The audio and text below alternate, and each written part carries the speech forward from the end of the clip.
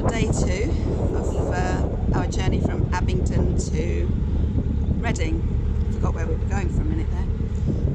And we have lost an hour, gained an hour, gained.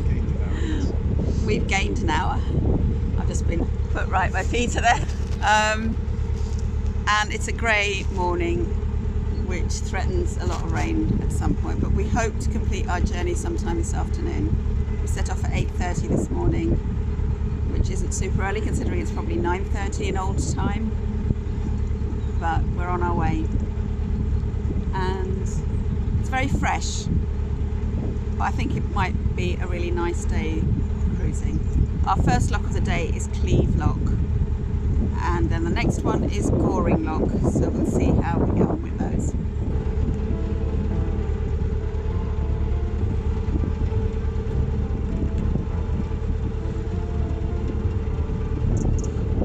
The river's mostly like this now, very wide, unlike those channels we went through yesterday. Yeah.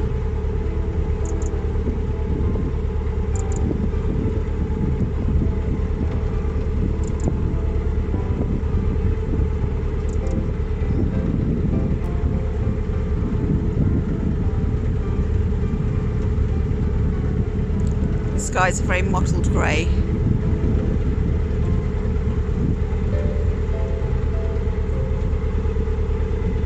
Somebody's got a fire going already.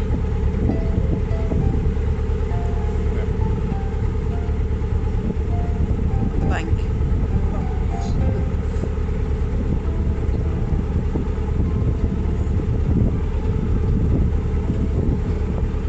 They're probably getting ready to cook breakfast if they've been out early in their canoe. I hope I got that right. I've been given instruction on the difference between sculls and canoes this morning. 4-person, 2-person, 8 rowers, what paddles they use. I'll tell you all about it later. See if I've learned anything, Peter. But Peter used to do canoeing way back. Do you miss it? Occasionally you look at people and think, oh, that looks fun. One thing that's changed is that we always used to use the word canoe generically for anything that used paddles, and then if it was one that you sat in with a single-ended paddle, we called them Canadian canoes. And I believe in competitions that still the classes are still C for Canadian and K for kayak. Apparently these days people have followed, well, as always, followed the American practice of calling specifically kayaks and canoes.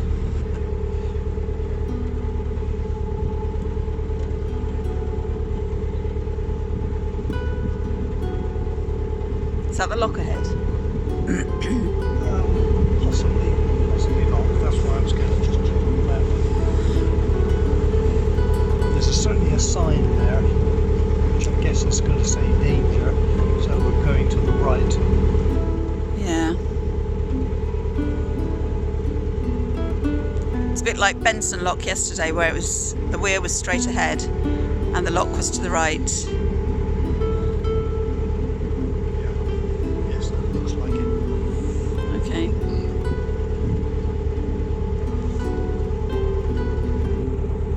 Machinery, I think, is on the left, so I'll pull in on the left.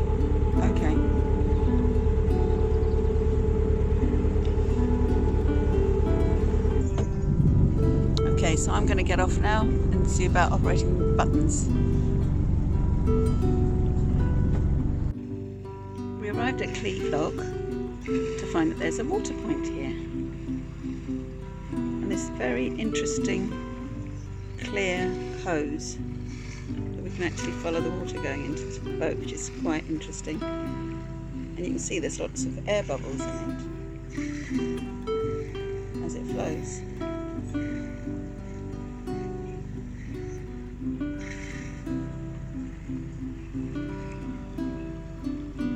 this hose was already attached to the water tap.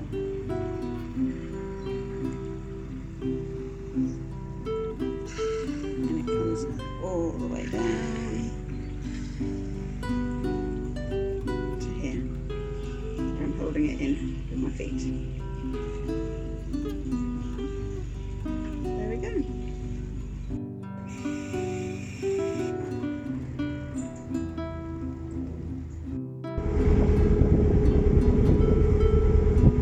Here we are on the approach to Goring Lock, which is not that far away from Cleve Lock, for your information.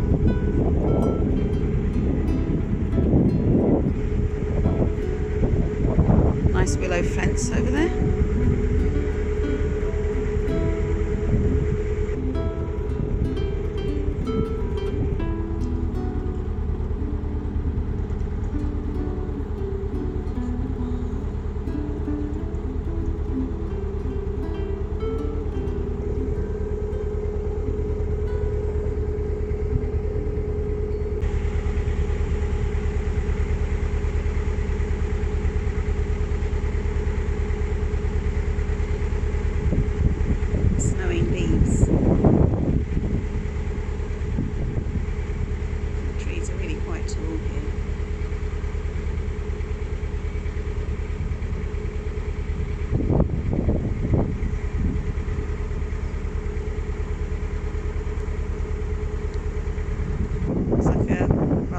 Houseboat there, with arches and railings at the top.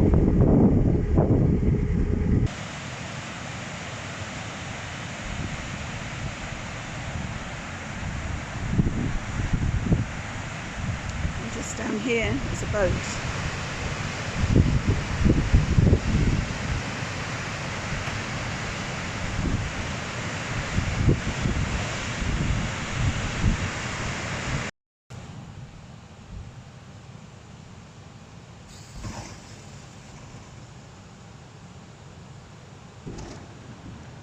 So these buttons are the ones I had to press. It's been a really frustrating morning for me because I was doing what I was doing today, what worked yesterday, and it didn't work today. I was pressing the right buttons in the right order, but something wasn't right, both at the previous lock, Cleve Lock, and now this one.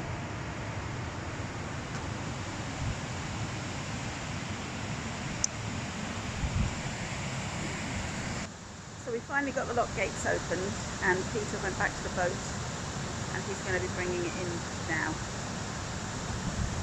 It's not been the most relaxing of mornings today for various reasons. I'm hoping that it will perk up as the day goes on. Maybe a cup of tea will help. Maybe that's what's in order right now. So once we've closed up this lock, if it's a long way to the next one, I should suggest going down and making some tea. Let's see if that works. Maybe with a couple of biscuits as well.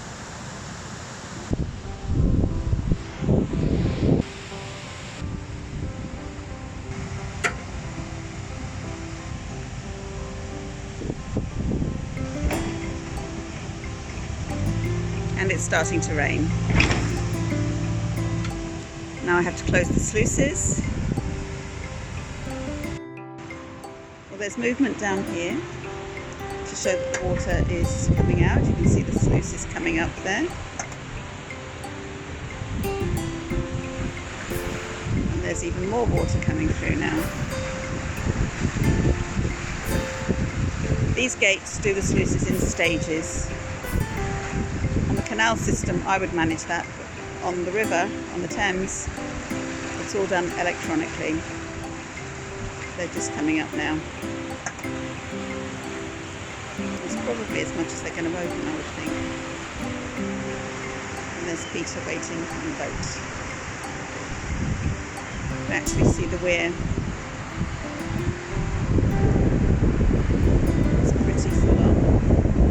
What I thought was a random boat in the middle of the water turns out to be a fisherman.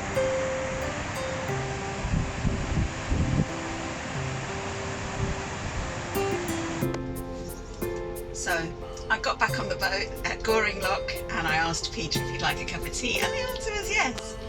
So I've just come in to put the kettle on, and that's what I'm going to be doing. I can breathe now.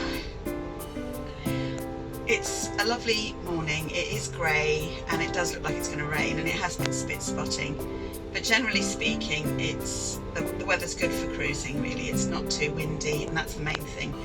If it's raining you get wet, but if it's windy then the boat gets blown all over the place, and that's what you don't really want to happen. So it is a good day for cruising. We've got about 4 miles now till the next lock, so let's see what I can capture on camera that's of interest.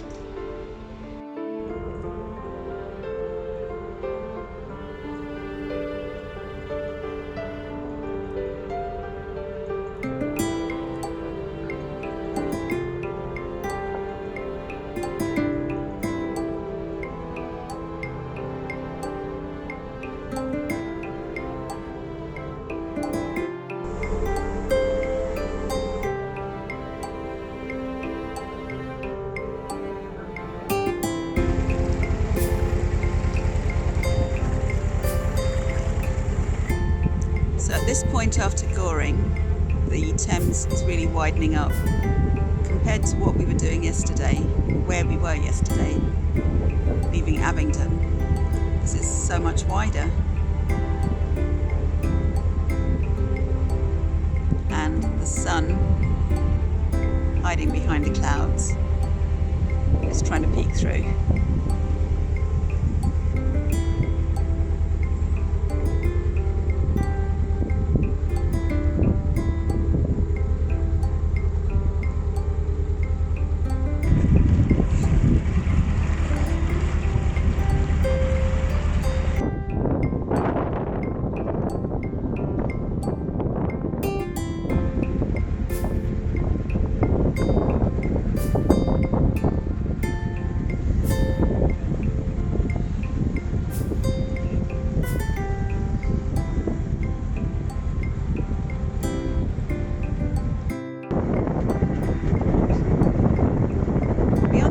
Trees in the distance is probably a highland activity of people doing leisure activities on the water, or going to a cafe, or driving around, because that is Childs Beals Park, Leisure Park. No, Nature Reserve, that's it. I'll put the right name on the video. But you can't see anything, which I suppose is a good thing if it's a nature reserve. It means there's lots of nature and natural habitats for animals and things behind there. So there we go.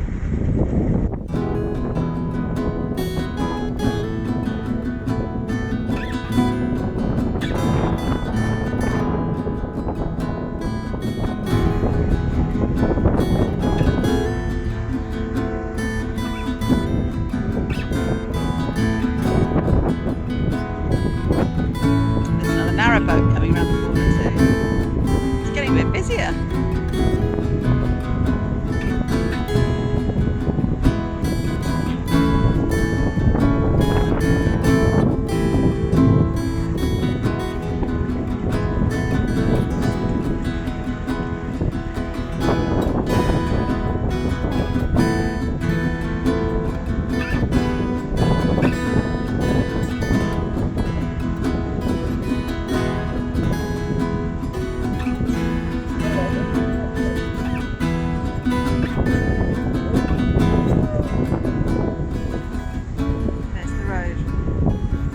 Next to the river in a moment.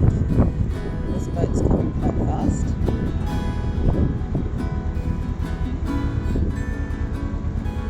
I think it's one of those that go along behind the rowboats and the sculls and things. You don't usually expect to see a road sign when you're cruising on the canal. That's how close we are to the road. What do you call the lookout at the front of a narrowboat? Scull? Caution. Yeah, well they don't have one of those.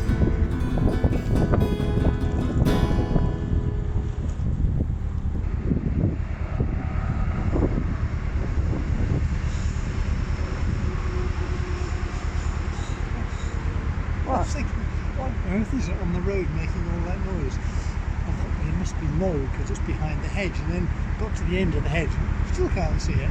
Oh, it's strange. Yeah. The railways up in the trees. Yeah. Just imagine from the railway you can't see the canal, you can't see the road because it's up there. So here we are on the approach to Whitchurch Lock. The weir is straight ahead under that grey walk bridge, footbridge I should say, and then round there is where we're heading to the lock. Is it manned or is it not?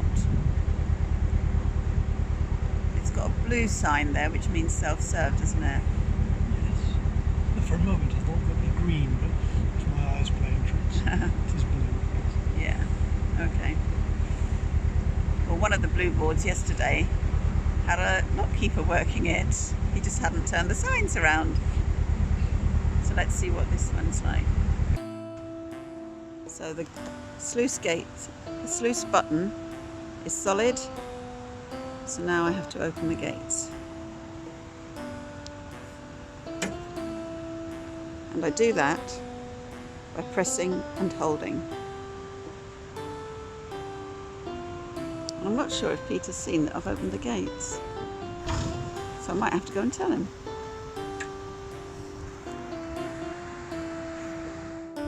So which bridge is this?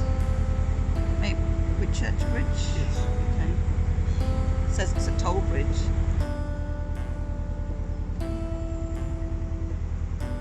And back out on the open water. So far we've just got to through Whitchurch Bridge. Yes. And we're heading now. So we've got just over 2 miles to Maple Durham and Maple Durham Lock. Okay. So I'm hesitating because I thought there were 5 locks. Right. The guide's talking about 6. Oh. The canal plan, and that's normally right. So I'm trying to see where the other lock might be. Okay, so it's just done Whitchurch and there's Maple Durham. Maybe it's over the page. Well, there's Caversham Lock because this is into Reading already. Yeah, then the next one would be Blake's Lock, wouldn't it? Oh, that's why. Yes, because it's not on the Thames. Well, technically it is a Thames lock because it's managed by the Environment Agency. Okay. But yes, that's the difference. All right, so there we go. But in the meantime, open stretch again. And 2 Thames locks proper to do. Right, so there we have it. Let's see how we go.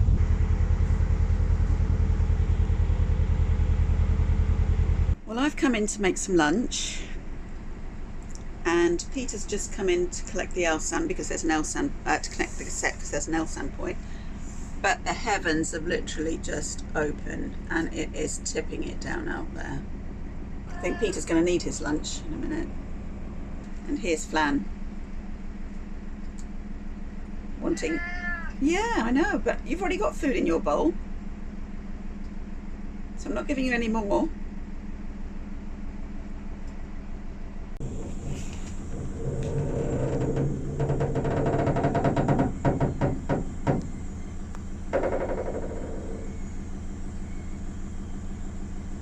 So we are in the lock, Maple Durham Lock, and Peter set it going and I didn't realise we were going down and down and down. But the noise of the ropes is quite disturbing, shall we say, when you don't know what's happening. And you can hear Flan's a bit disturbed too. Yes! Let's see where Flan is. So Flan's decided to get on the bed. There we are. So he didn't like all the movement and everything either.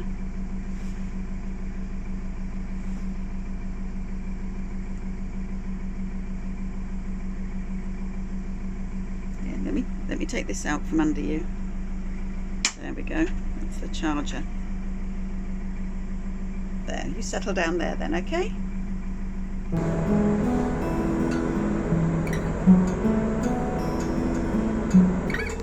the weir. I think the next lock after this one is Caversham Lock, and that's where we've just come out from.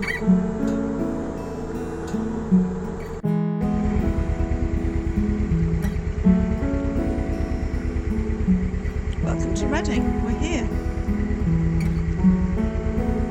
Well, on the outskirts anyway.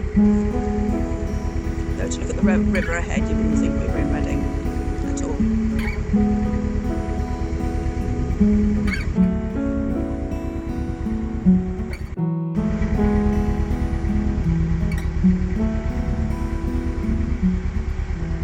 Is this Reading Canoe Club? Yeah. Where's that then? Is it further on?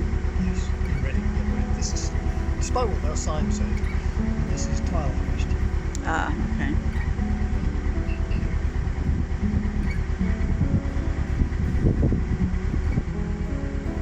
The thing I've noticed on the river is that narrowboats are few and far between, but you've got all these cruisers, as you probably would expect on a river. Yes.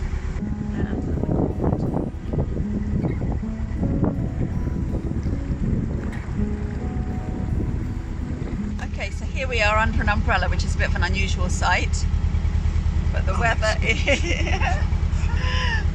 is appalling.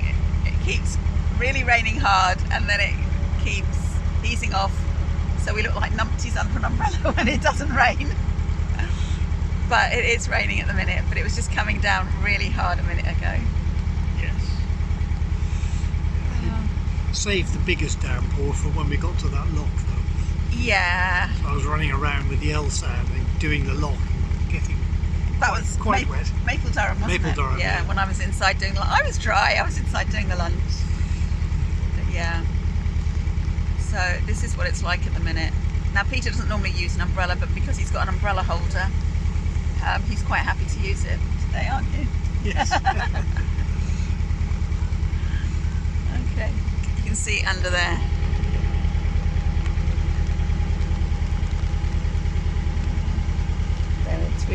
It's starting to come down again. But yeah, our umbrella. Right, let's stop. This is a bit precarious actually. Have you got a free hand? Oh. I think I better put this down. Yeah. A bit of localised rain.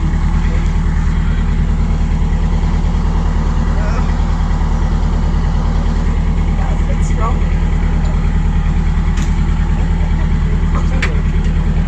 I'm putting it down here.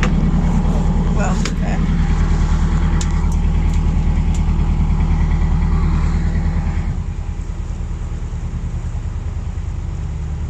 This is Piper's Island on the left. Oh, okay. It's all very posh now, but it used to be a fairly basic boat hire business on there. I think it was Salters. Okay. The umbrella's gone down. Yeah. I nearly got blown off the boat. So we've put the umbrella away and we're cruising without. That was a bit hairy. My goodness. And there's Caversham Bridge, which is what I was trying to film while holding an umbrella, and it didn't quite work. But at least I didn't end up in the river. I would not have liked a second dunking, thank you very much. No, because it's deep here. Yeah. Don't know how I'd fare swimming in a river or surfacing in a river. And with clothes on as well, you would get dragged down, wouldn't you? Potentially. It should be okay. Yeah. I can remember we used to swim here when we came canoeing in the summer. Yeah. And one time I sat in the canoe and I got the double-ended paddle. Yeah. Put it down, arm up to the elbow. Yeah. You still couldn't touch the bottom.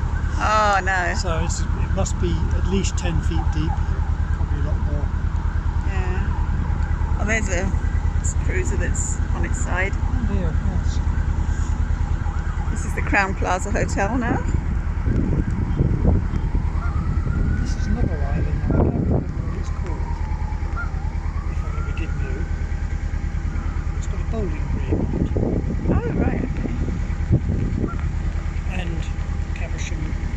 services, Ah, where I would have stopped for the LSAN had I not spotted the other one. the free one at Maple Durham, because they charge for it. Okay. So this is Caversham Lock. Last one actually on the Thames, and then the last one is Blake's Lock. And the sluices are going down. Into Reading itself, on the canal. Yeah, we're going to the Bell and Dragon to be exact. Oh, that's going to stretch some water out of the tree. Yeah.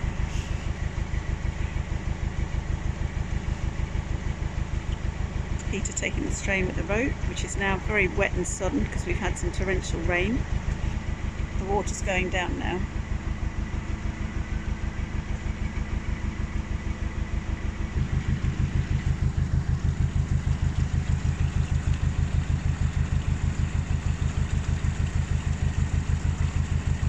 And the sky's still a bit sort of grey up there, but we can now see some blue after all our travels today. Blue skies coming through. There we go.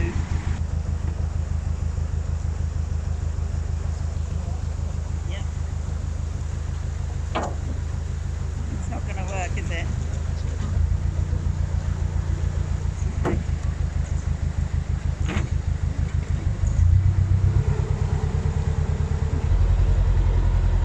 Thank you so much. Thank you.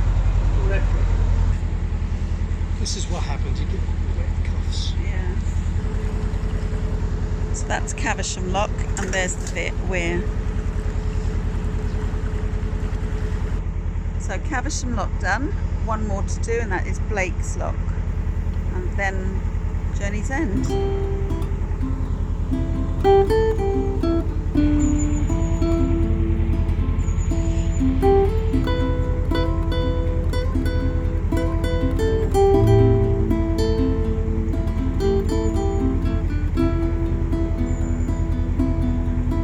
Multicoloured cranes.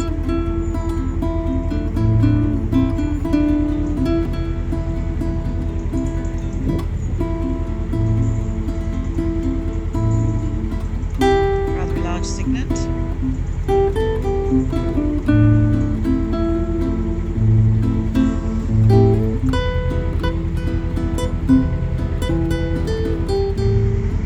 Now that we're getting closer to the canals, we're going to see more and more narrowboats, whereas up to this point it's been a lot of cruisers for the river.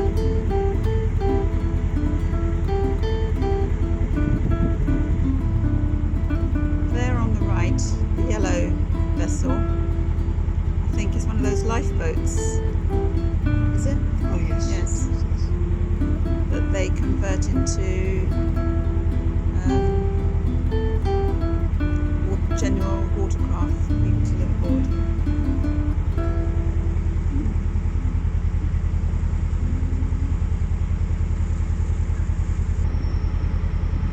And there's a train.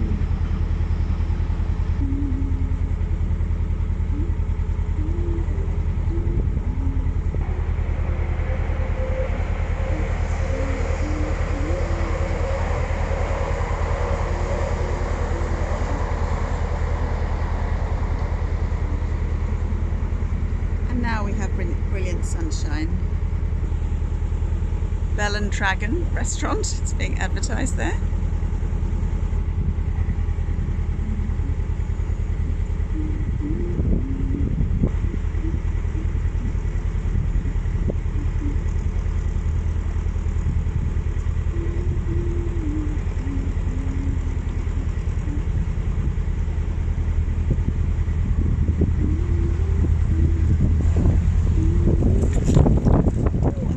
Blowing all the leaves off for you.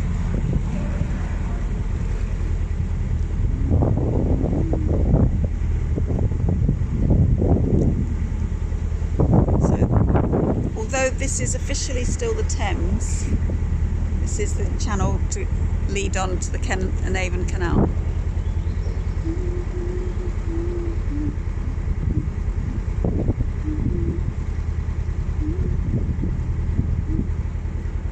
So now we've got a straight stretch for a bit and then the lock. which is quite close. There's swans here and some geese as well.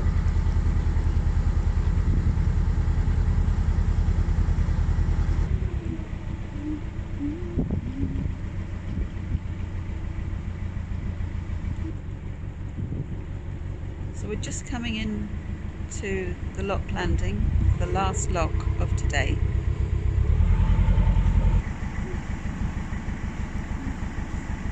It's a bit of a step up, isn't it?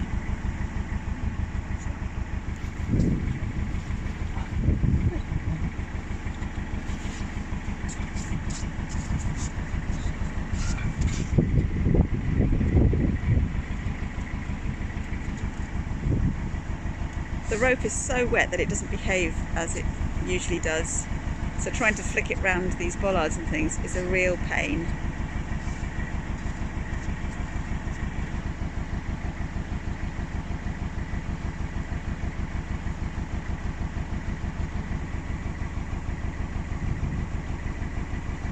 Okay.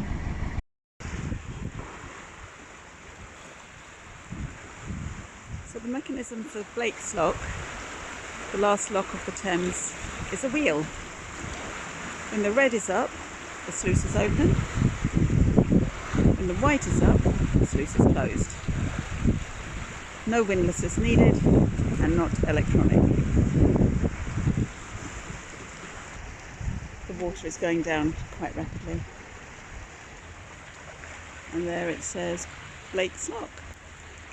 And here is our first beam that we've got to operate since leaving Abingdon, because the gates are manual as well. And that's where we're headed, towards Reading. So now the gate is open. We only need one gate because Peter can navigate the boat through there.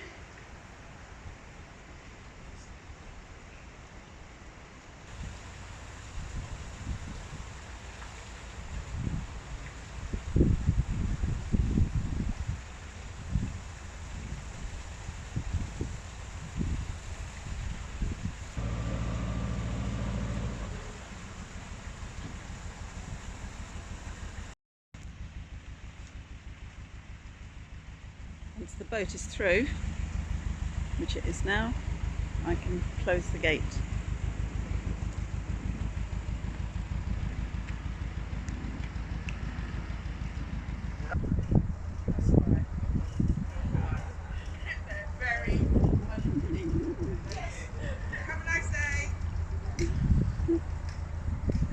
Last lock, Peter. Hooray! Is it last lock this month? Yes.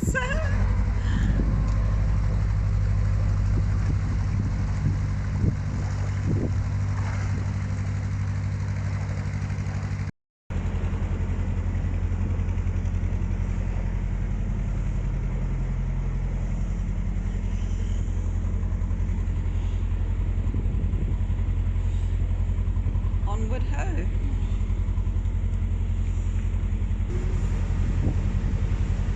They said they were doing work on that sort of boat structure they Okay.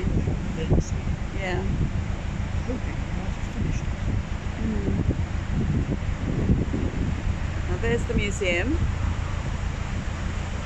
which we've never been in because it's always been closed. And this is the weir.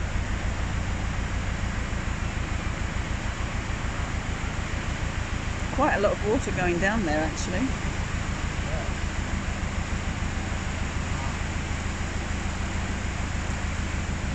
And where you see that white awning, that is part of Bell and Dragon, which is where we are going. See how easy it will be to get in there.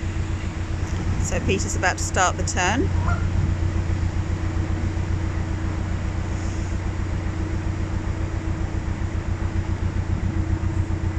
Aim for one of the landing stages closer to the building, because they're slightly longer. Right. And also our aim to be on the left side, Okay. because there's a current flowing from left to right Right. towards Okay. the weir. So the current will hold us against the jetty rather than using the ropes to fight the jetty, to fight the current. Okay, so there you have some really good canal logic, or river logic. Going the other side of there. I wonder if we could get into that one. That's a one for choice. We'll see if that, because it looks like the work's still going on, doesn't it? Might end up having to move.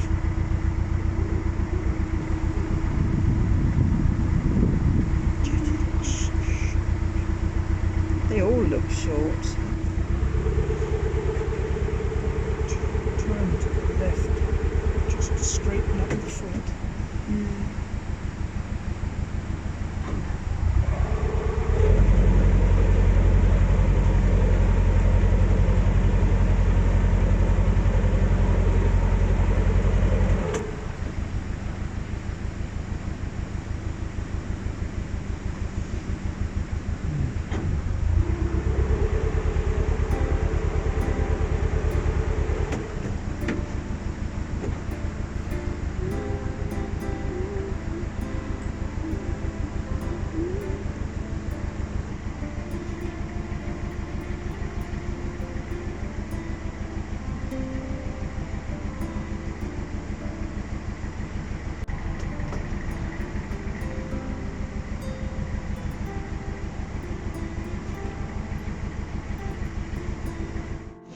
So we finally arrived in Reading at our destination of Bell and Dragon, and we've been here several times before in previous years. They've got jetties outside, and Peter phoned ahead weeks ago to say there'll be more up here, and this is where we are. We've arrived!